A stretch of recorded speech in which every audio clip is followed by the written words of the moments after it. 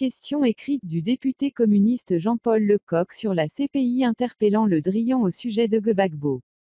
De sa justice.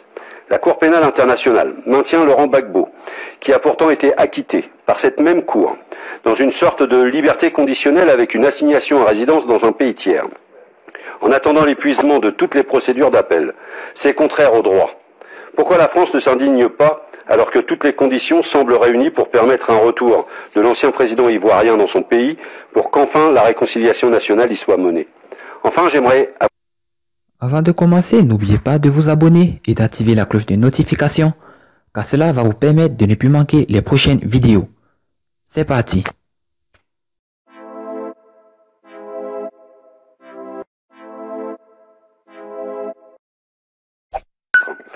Je vais aller rapidement au fait. Qu'en est-il de la situation de Laurent Fortin à la veille de la venue du président chinois?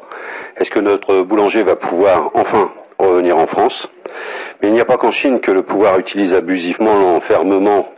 Pour l'exemple, en France, Georges Ibrahim Abdallah est maintenu contre toute légalité en détention alors qu'il a purgé sa peine de sûreté depuis 1999 et qu'il a fait de nombreuses demandes de mise en liberté. C'est un scandale, et que même Yves Bonnet, l'ancien directeur de la direction de la surveillance du territoire de l'époque, dénonce. Comment notre pays peut-il accepter les pressions internationales qui lui imposent de maintenir quelqu'un en prison illégalement? En matière judiciaire, la France malmène aussi des réfugiés politiques. Le cas de Mohamed Kadami, réfugié politique djiboutien, vivant en France, est grave. Au-delà du fond de l'affaire judiciaire que vous ne pouvez commenter, est-ce que la France a l'intention de collaborer avec la justice des pays que ces gens ont fui et remettre en cause le statut de réfugié politique? Vous le savez, si M. Kadami est renvoyé à Djibouti pour des faits mineurs, vous en conviendrez, ce sera un précédent extrêmement dangereux pour tous les autres réfugiés politiques français, en France. Mais la France n'a pas le monopole de la brutalisation de sa justice.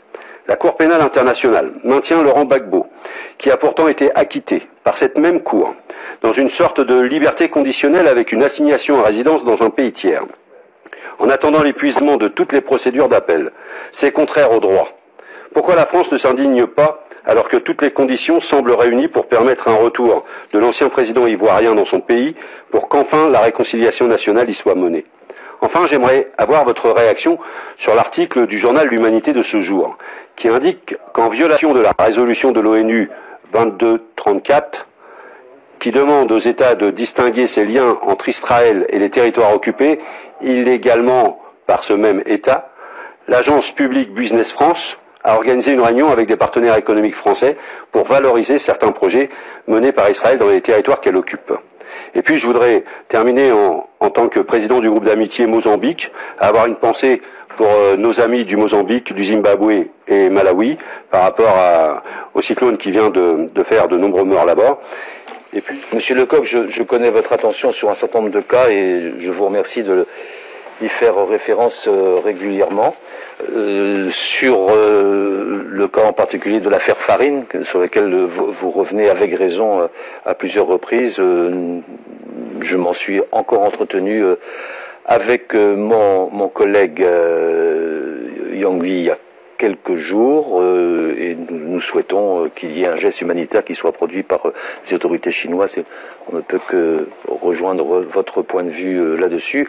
Sur l'affaire Abdallah et sur l'affaire Kadami, ce sont des affaires de justice et je comprends que vous en fassiez part, mais vous comprendrez aussi que je ne fasse pas de commentaires.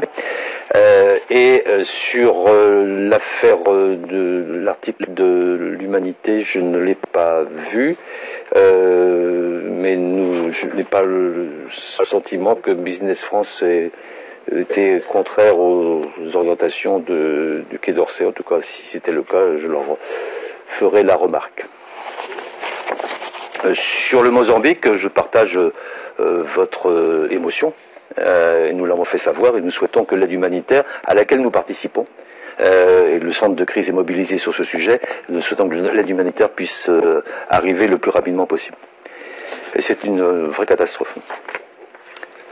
Et Gbagbo, il y a une cour pénale internationale sur laquelle je n'ai pas d'avis particulier à donner.